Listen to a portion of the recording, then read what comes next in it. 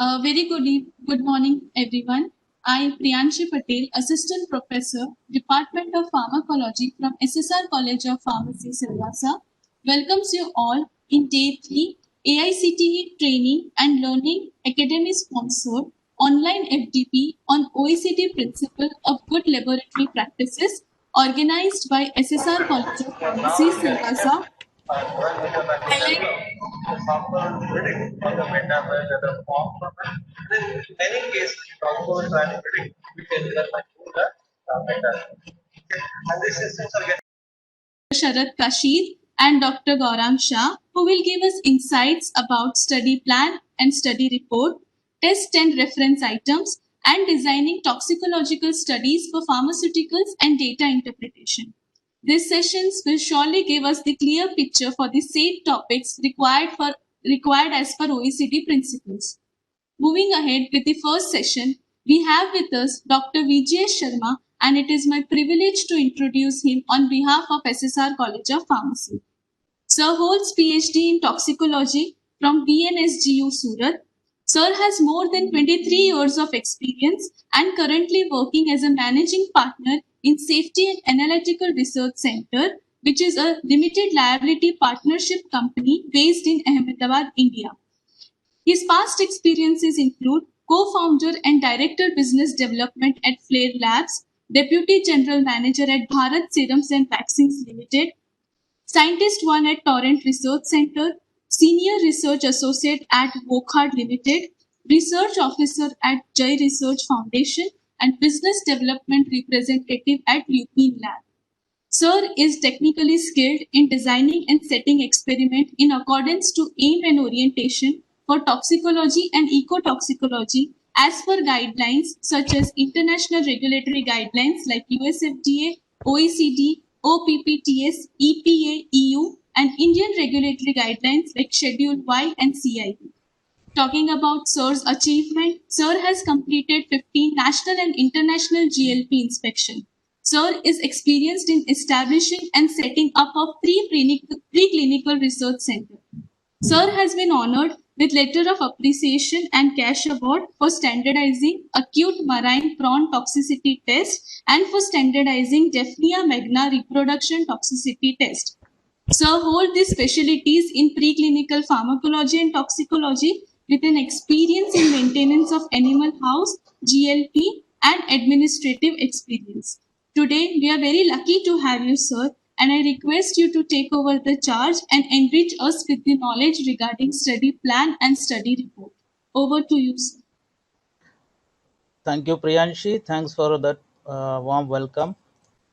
Before I begin, I would like to thank all of you, Team SSR, managing trustees and other trustees of SSR for having invited me to share my experience with you all. It's a privilege. In fact, I have visited this campus. I had been hearing it's in a remote place, but believe me, this particular college in this remote place is this campus is a sprawling campus, and the enthusiasm that I have seen among the members there was remarkable actually. Uh, to begin with, we had been hearing about GLP for last 2 days. I understand many of the audience are fresh to this area and few are already experienced. The speakers were good. Many of them have put, in a sequence of order, they have put many of the GLP requirements. So today I am here to share with you all study plan and study report as per OECD GLP. Next slide, please.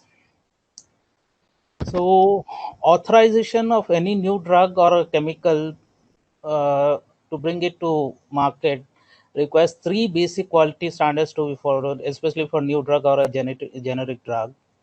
The 3 GXPs, that is good manufacturing practices, GLP, good laboratory and clinical practices. In this particular discussion, this particular seminar, webinar, since we are discussing about GLP, I'll elaborate on that part, and then we'll go to the study plan and study report area. GLP broadly stresses 5 fundamental points. One is resource, then characterization, the rules, results, and quality assurance. So in our today's session, we will be talking about rules and results. Rules, study plan. Yes, thank you. Resources, you have organization, the personnel, the facilities and equipments. When it comes to characterization, it is the characterization of the test item and the test systems.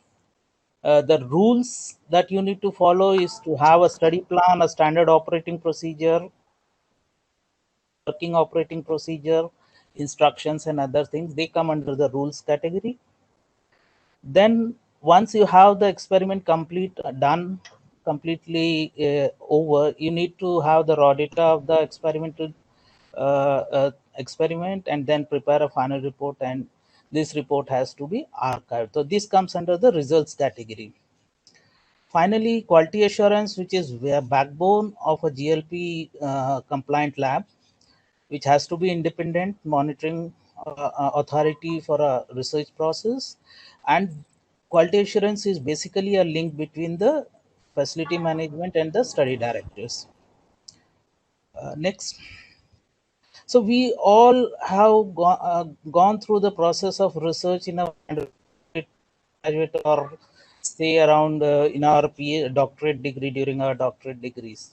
So what I'll try to do in my presentation is try to draw an analogy between the research area and the GLP study plan and study report, so that it becomes easier to understand for all of us.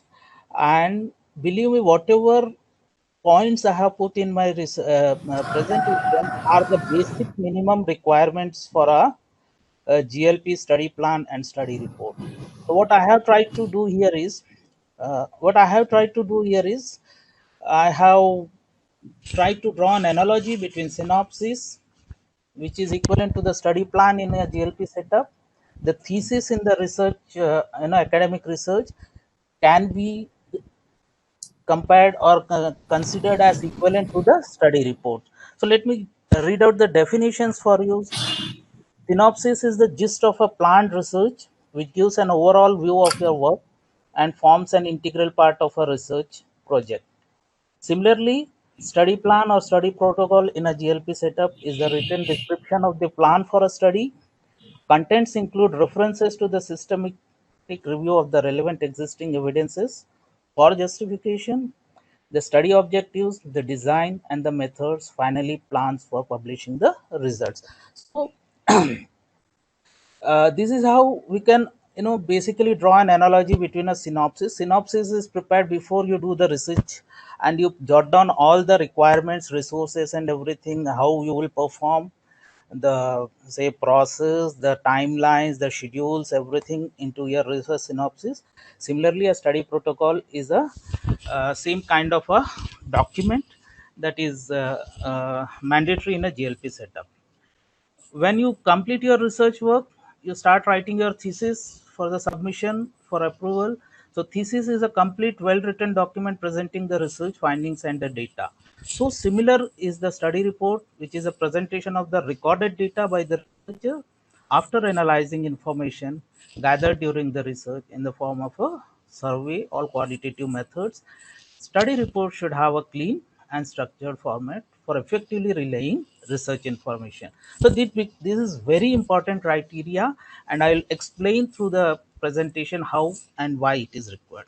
So in my presentation, what I have done is, on the left side of the slides, I have put a model study plan, study report, which I personally developed for my research center. And in the blocks, you can see the requirement that the GLP actually mandates to put in a study plan. So simultaneously, what I am trying to do is explain to you how to write a good study plan and what are the requirements of a GLP system, both together. So that end of the session, I'll be happy if most of you can gather the information that how well or how in which manner a study plan and a study report has to be prepared, keeping in mind the requirements of a GLP guideline. So if you see on the left side, I have written the first point is study plan. So every document I has to have a name. The first page is the title page, which actually shows if you don't, if you write it a study plan, you write, if it is a protocol you or a study plan, you have to put the document name as study plan. If it is a standard operating procedure, there you have to write SOP, standard operating procedure. If it is a report, you have to write a study report. So that is the first identification of a document on the first. As you know, you have heard the GLP definitions from many of the speakers from yesterday. In my words, I simply call GLP as a nothing but a common sense. So we need to put common sense while writing a study plan or a study report, and see to it that it is easily understood by everyone. It has to all the participants who are in the participating in the conduct of the experiment, to all the stakeholders who are part of the research project, and say the research institute, the sponsor, everyone should understand, and it has to have a clarity. So that's how these are the basic requirements which you need to put on the title page. A study plan, then you have a clear cut study number identified, which is provided by the management to you, so that everyone who reads it, goes through it, he knows which part, he has a reference to the particular experiment with this particular identification number. Then comes the study title. Title, you actually have to be very good, wherein you should cover the type of the study, that experiment that you are conducting. It should include the, at a bare minimum, it should include the type of the experiment, the compound, that is test item, that is being used in the experiment, the test system that you are going to use for the particular experiments. So this is just a vague thing, I have put it here. Acute oral toxicity study in analytical methods, validation for preliminary analysis for a cypermethrin benzoate and its related impurities, followed by quantification of 5 batches for registering purpose. So that's how you, the title should be self-explanatory, it should be good, and it should be easily understandable. Then you refer to the methods or the guidelines that which you are following, the international guidelines as OVPTS, or say OECD toxicity guidelines, or say for any other standards or guidelines that you are using for the experiment. There you have to give reference, and the name of the study director, the test facility address, and the sponsor. This is basically a summary of the complete stakeholders and the study that you are going to do, which gives you an idea on the first page of the document. So as you see in the box, what I have been describing: type of document, ID number, study title, reference guidelines, study director, this test facility, and sponsor. Details are required. These are the say minimum requirements for a OECD document, OECD study plan to be prepared. Next. When you go to prepare a study plan, it has to be prepared in such a way, it is a document which will be used by the study personnel, because it is not the study director who alone can do the complete experiment. He has to have a team of people, and everyone should know what is to be done, in which schedule, on which dates, and how it has to be performed. So study plan basically gives this particular uh, uh, explanation to all the stakeholders, people who are associated with the experiment. So GLP system, quality assurance is also an important part. So you need to know, the quality assurance should also have an idea what is going on, how it will be performed, on which date they have to visit for an audit. So what we do is, in general, we need to give general information on the in the study plan. You need to give an introduction, the principle of the test, how, what is the principle of the test, the objectives, why you are doing this particular experiment, then what is the GLP compliance status of and the guidelines that you are referring to perform this particular experiment. You have a quality assurance procedures which you need to mention in the study plan. Then you have study dates or tentative schedules, wherein study initiation, experimental start, actual experimental starting date, experiment completion date, the study completion date. Tentatively, you have to put the study completion date. There may be variations in the completion, but you have to be as close to the schedules as you can perform it, so that you don't deviate from the I'm gonna drag it too long for any unforeseen or purposely you cannot drag it for a longer period. So GLP compliance treatment is required, quality assurance treatment is required, study schedule. Study schedule basically gives an idea to everyone when which particular phase of the experiment is to be conducted. The QAO also knows how the experiment is progressing, so that they, based on these schedules and days, they can decide their audit procedures. And if you see on the right upper side, study number and page 2 of 2 that I have, 2 of 8 that I have put. So every page of the document should have an identification, a study identification number, and the pagination is very much important, because many of the European CROs, they don't use staplers. So the documents are filed in a file after being punched. There are chances that the document of page number 2 or 3 of this particular study plan may mix up with some other study plan, and there are problems arising out of this particular situation. So it's always good to have the identification number of the study on all the pages of study plan. Either it can be a header or in a footer form, that is open to, I mean, we have that flexibility to put it that way. And the pagination is very important. You know which page is after which particular page, and there is no mix up if you are keeping two study plans on the same say desk. Next. So this is bit, I guess it is legible.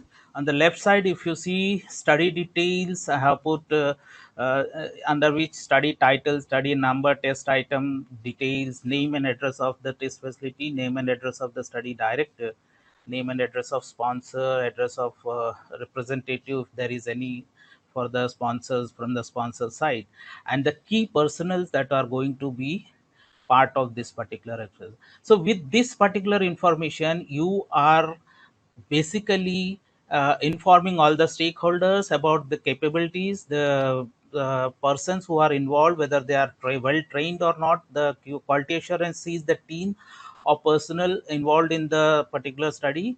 They can cross check if all the personnel who are involved in the study are well trained or not.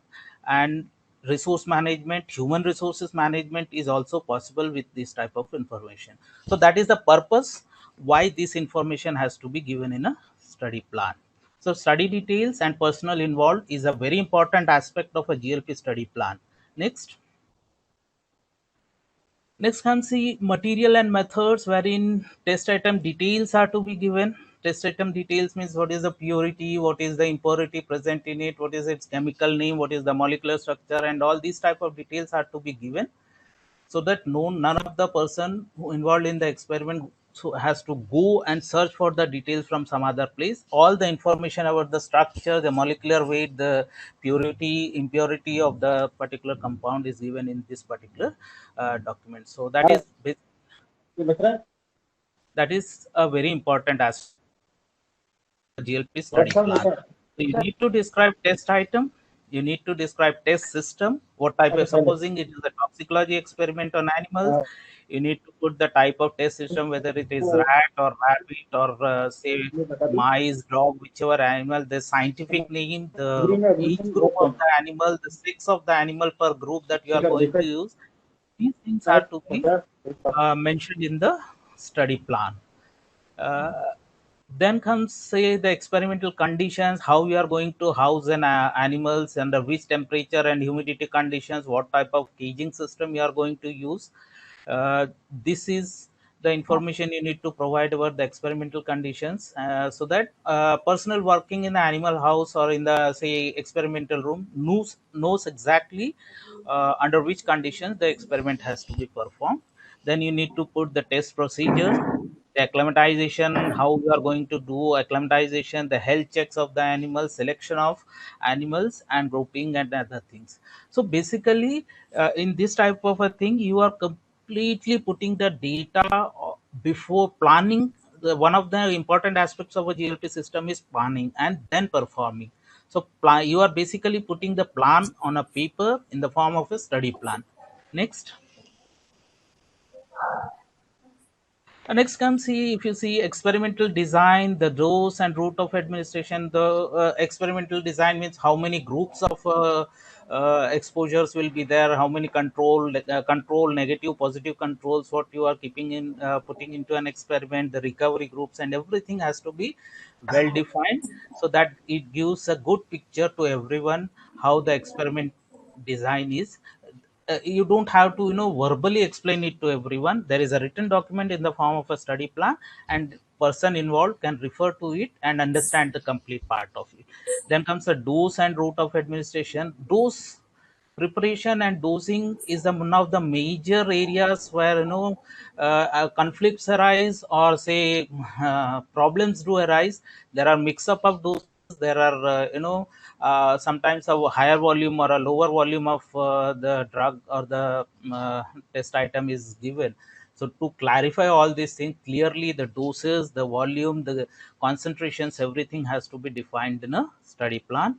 If you do a pre-test, that is a range finding study, you need to put it in the study plan. But this has to be done well in advance before the start of the main experiment. Then the test item preparations, how to prepare, in which type of solvent or vehicle it has to be put, the frequency of dosing, the all these things have to be part of a study plan. So details of stepwise conduct of experiment are to be put into a study plan for all the people concerned, or the for the benefit of all the personnel involved in the experiment. Next. So it, it should also contain parameters of observation, what type of observations you are looking for a particular, whether it is lethality, whether it is clinical signs or mortality, or something other, say some other clinical signs, particularly for a particular type of drug you are expecting. So how you will observe, what type of conditions, and what is the frequency of observation, all these details are to be clearly put into the study plan. The observations, necropsy, the histopathology, how we will perform them, necropsy at which stage you will perform, the histopathology, how, which organs you are going to collect for that particular experiment, from that particular experiment, because resource incentive, you should clearly define in your study plan what are the organs you are going to collect. Because if you collect more than the basic required number of organs, you are going to spend additional resources in terms of time and reagents and all to do the histopathology. So you should have a clear idea of what is the type organs that you are going to collect, put it in your study plan and perform the experiment as well. There is no need to get extra things done, because labs are resource incentive, we are intensive, and we are all starved of budgets. At the same time, you should not miss something which cannot be accepted by the such good GLP or OECD confirming report. uh, can you go back previous slide? Ah. So the endpoints, the procedures to be followed, the say data, how you are going to, the statistical analysis that which you are going to do, which particular tools of statistical analysis you are going to use for confirming significance or non-significance of the experimental results and all. You need to mention it in your study plan prior to starting this, and that is a very integral part of a good study plan. How you are going to record the data, how you are going to report the data, amendments and deviations, how you are going to handle that particular situation, and distribution, who all are going to get a copy of the study plan. This is very important. Supposing you do this copy of study plan to QE, they don't know about the schedules, they don't know about the expense, they cannot plan a audit. And if experiment is not audited by a quality assurance team, then it is not a very valid experiment, or cannot be considered as a valid experiment in terms of GLP. So it has to be distributed, it has to be mentioned who all are the stakeholders who are going to get a copy of the study plan. Also, you need to send a copy of your study plan to your sponsor, because he also knows about what is going on in the experiment. So then you have archiving, how you are going to archive the raw data, the tissues, the study plan, what is after completion of experiment you are going to archive, and how it is going. Then the most important part is the references. See, it's whatever we consider, whether GLP or a non-GLP, for it should be a good scientific study. And for a good scientific study, you need to do good literature survey and references has to be mentioned in your study plan without fail. And then signature. Without signature, a document is not valid. You must have heard about this for last 2 days. So document without any signature is not valid.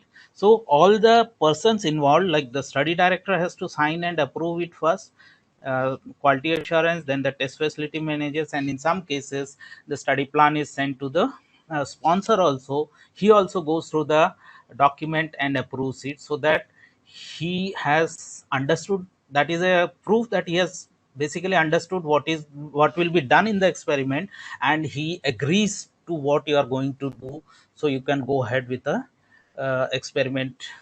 That is basically a proof. It sort of becomes a legal document that the yes, the sponsor has approved, the he is agreeing with what we are going to do. So approval by all stakeholders is very important. Next slide. So this was all about the study plan. Now, if I talk about a study report, which we have earlier drawn an analogy that a study report is equivalent to a PhD research thesis or a research report that you are submitting to someone. Obviously, now it's very logical that a study report should contain what in your study plan. So all the defined in a study plan should be say reflecting in your study report. Sorry. Details of the test. The way you have your say PhD thesis cover page, wherein you put the research scholar's name, the title of the research, the university that you are submitting this particular report, and the way I have mentioned earlier in the study plan, that the document name labeling has to be there, whether it is a study plan or a study or standard operating procedure or a study report. The first page itself should contain all these details, that it becomes easier. It's sort of a summary of the complete thing, giving an identification to the document. So details of test specialty, sponsor, personnel involved, test items, various procedures that you have been using in this particular experiment have to be put in. Quality assurance approval of the data and observation by way of audits. This is a very important aspect or part of a study report. Quality assurance statement and its approval dates of audits, which I will talk about in my coming slides.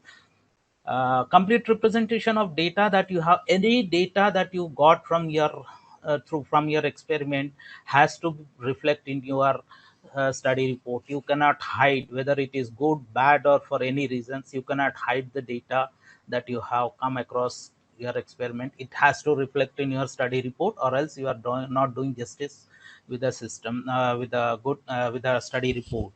So result from the analysis of data that is obtained, the data that you obtain has to be, uh, has to go through statistical analysis and other processes which you have already mentioned in your study plan. Perform it as per that particular things that you have committed in your study plan, and the results, the data, everything has to reflect in our study report.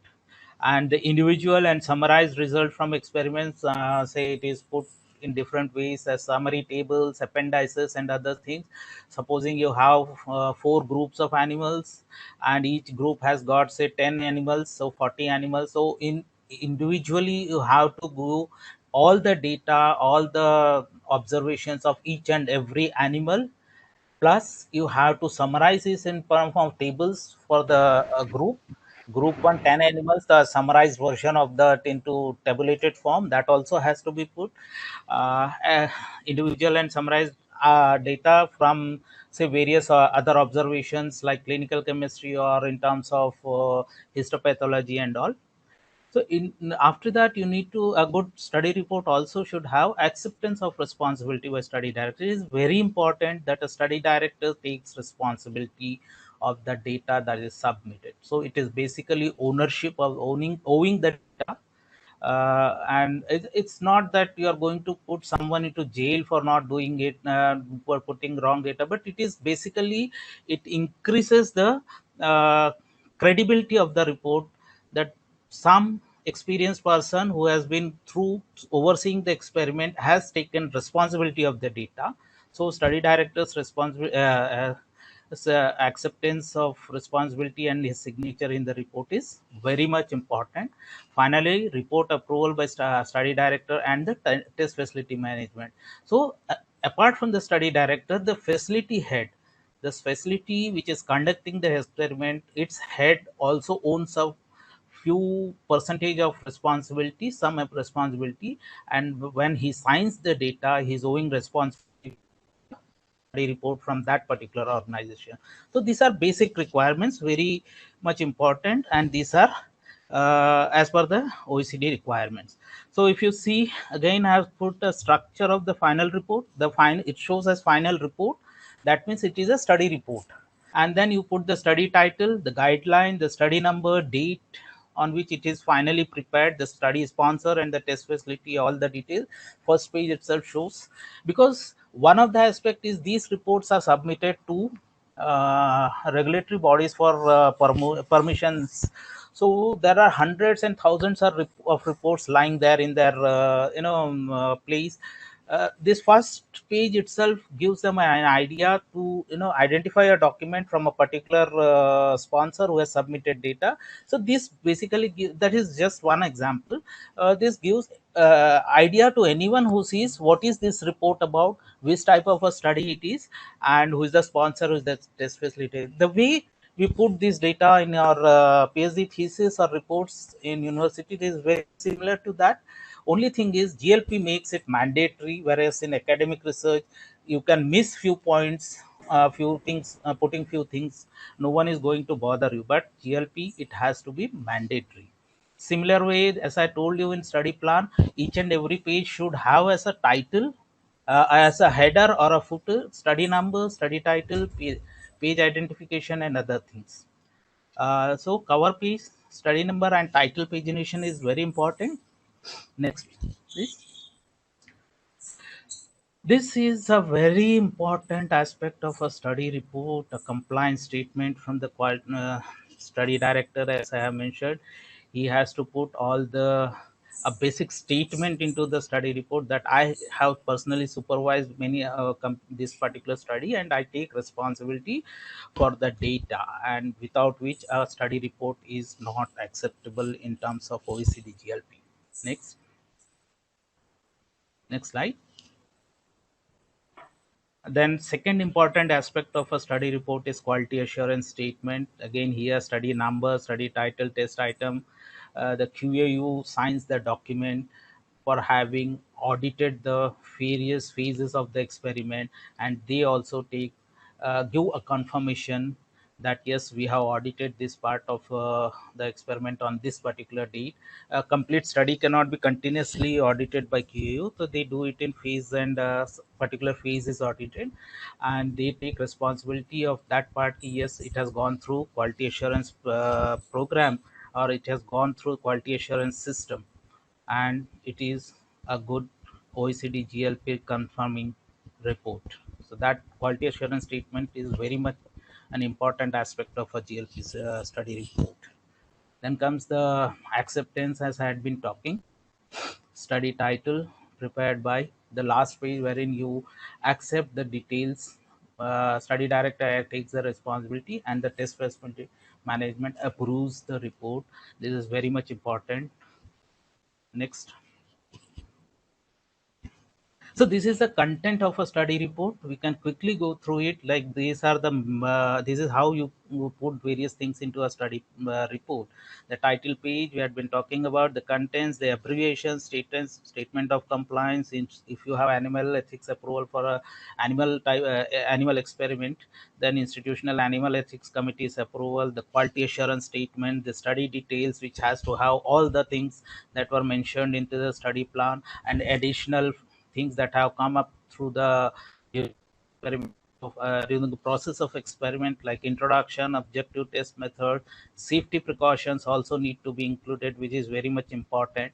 That persons working with a particular test item or test compound should know how to handle, whether goggles are to be safety goggles are to be used, or a face mask has to be used for a volatile type of a compound and all. This has to be put into the study plan also and into the study report also. Next. This is continuation of the contents of the study report, the husbandry practices, the institutional ethics committee, animal room conditions, housing. In the study plan, what you are doing basically is you are forecasting that I will do a particular procedure in this week, and in a study report what you are confirming is you have done the experiment as per the forecast that you have given in the study plan, and you are putting the data that you have come across through the experiment in the study report.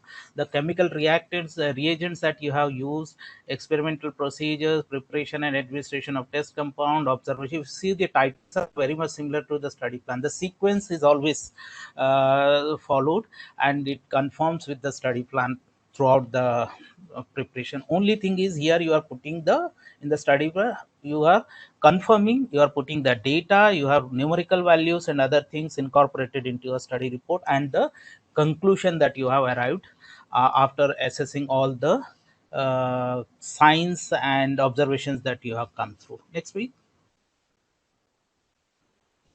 So this is the conclusion, the pathology, necropsy, organ weight, histopathology, data compilation and statistics, how you have done that, whether you have done it as per the procedures of the that you have mentioned in your study plan, the results, conclusion. This is a very important aspect, because in a study plan you don't know how the results and conclusion part. In a study report, after assessing the data, you have to write your results and then conclusion in a very crisp and short way, so that the regulators mainly go to the conclusion or the summary part first. They check the complete things and then they go into details in the study report.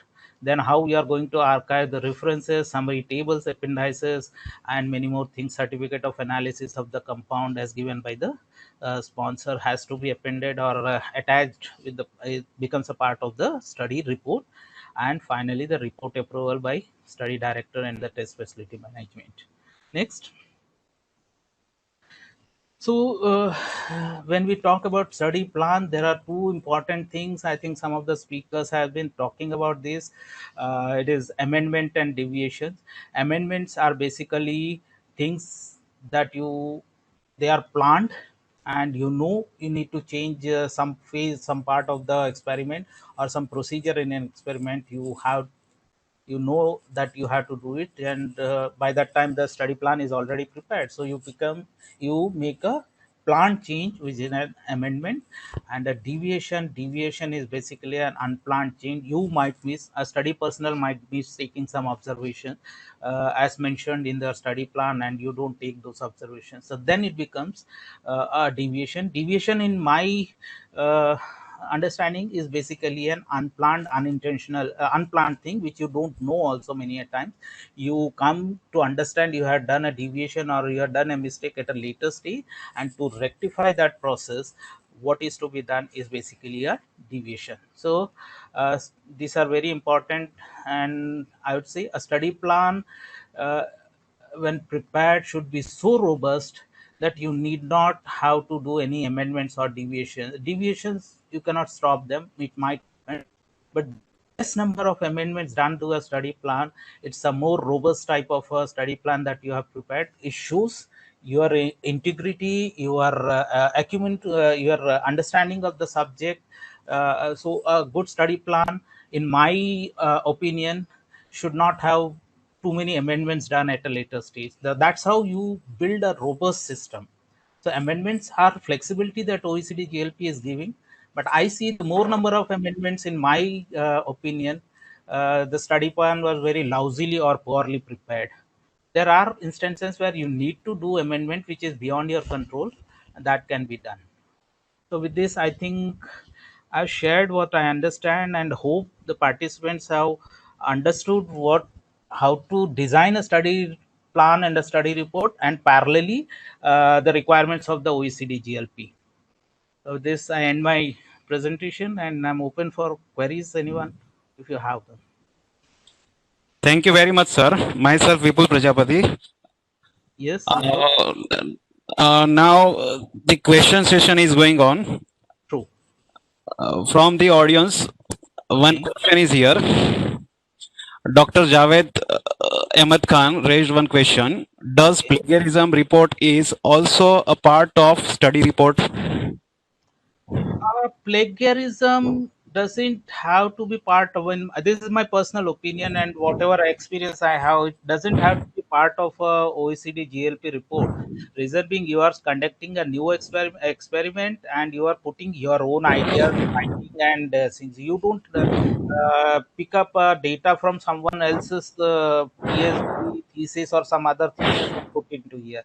When you are doing an experiment, you are getting fresh data out of that experiment, and that you are putting in form of numerical in tables and other things. You are analyzing that data and you are writing your own conclusion. So there is no scope for plagiarism when you prepare a good GLP report. Am I clear?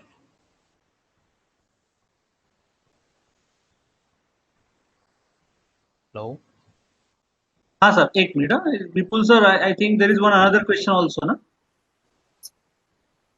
There is two questions from Priyanshi. Okay, sir, there was a question from my side. It is like that, how ICF E3 guideline is related for preparation of study report. See, I'll tell you one thing. Guidelines give you a basic structure or idea of how to prepare, and they mandate a few minimum requirement for that. So it is Okay, very parallelly simultaneously it is very stringent also and flexible also. I mean, it's good to have any system that defines how you prepare a study plan, or it will mention what are the minimum requirements, and in that if it is mentioned these things are to be put into the study plan, you have to definitely put it. And apart from that, anything above or more than that, you are always welcome to put from your side. okay, sir. One more question. If it is a chronic study, should we need to prepare the interim study report or we should directly prepare for the final report? See, interim study report is not mandatory, but if your sponsor wants on a commercial side, if your sponsor wants a update at a frequency of 3 months or 6 months, you can prepare an interim report and submit it to a sponsor. It can be again an agreement between you two, and you put it in the study plan. This phase will prepare an interim report and submit it to the sponsor. You can do that. Okay, sir. Thank you very much. It was really There are informative session few from more your side. questions also. Priyanshi, there are some few questions or more. We have time. Okay, so there is a question from Can I? I think, Chirag, you have question? Yes, sir. Yes, sir. Please. Sir, can you differentiate the what is the experiment start date and study start date, study initiation date? Okay. Experiment start date is actually the supposing we are talking about an annual study, is the date on which you have signed the protocol and initiated the procedures, and Okay. initiation date is actually the apply phase on which you are starting. Got it? Okay. So, sir, in that, if we can say that acclimatization period, that is the experimental start date, or we when we administer the first dose, that is considered as the experimental start date. You can do both the things as per you, but normally it is done the day the first dose is given to the animals. The acclimatization is not taken into experiment initiation date. Okay. Okay, sir. Okay. Okay. Thank you. Thank you, sir. There is one more question, sir. It's from Yes. Niyati that is there any scope of change control with respect to GLP? Change control in which terms? Change control of which parameter or we are talking about? Maybe like a keeping the animals or something related to that we can say temperature or some conditions which are we keep generally as a control. See, during the course it happens. If you mentioned you will put the animal between a temperature of 22 and 25, Yeah, right? yeah, yeah. But once in a while, maybe for an hour or two, sometimes the temperature goes to 26. It is just 1 degree higher to it. But in that case, you need to put it in a form of amendment or deviation, I guess. That this particular phase, in a report also you can mention. See, for a 1 degree rise in temperature for 1 or 2 hours is not going to make a major difference. But if that temperature rise is continuous for 3, 4, 5 days, then there will be variation in parameters. You need to sincerely accept that, put it in a report that this has happened, and you need to put your scientific justification saying that 1 hour rise in temperature of 1 degree in the animal world doesn't make much difference to the animal physiology. There is Sir, there is two more question. Yes. One from Kriti. She asked that experimental procedure which we will follow should be in compliance with GLP. Yes, you have see GLP, OECD has got two set of guidelines. One is the principles of GLP and the toxicity guidelines. Your Okay, sir. procedures, if you are doing a particular procedure as per OECD toxicity guidelines, a particular guideline, then you have to follow all the recommendations given into that particular tox guideline, which need to be incorporated in your study plan and do the perform the experiment as per that. Okay, sir. Thank you. And sir, one more question from Dr. Suvendo Sahu. Yes. What qualifies as clinical research? Clinical research. Yes, sir.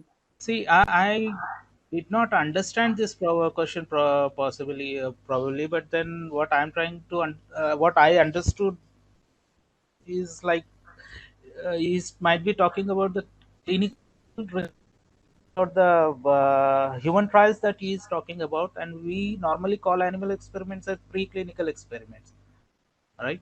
Maybe, sir. might be he is asking that whether this report what we submit whether that can consider as a qualifying criteria for starting the clinical studies like that. If, That is why you do a toxicology experiment, which gives you an idea for the safe starting dose for the clinical trials. maybe he may be asking that if what will be the result of toxicity analysis which qualifies the clinical result. They are like that. It is like believe.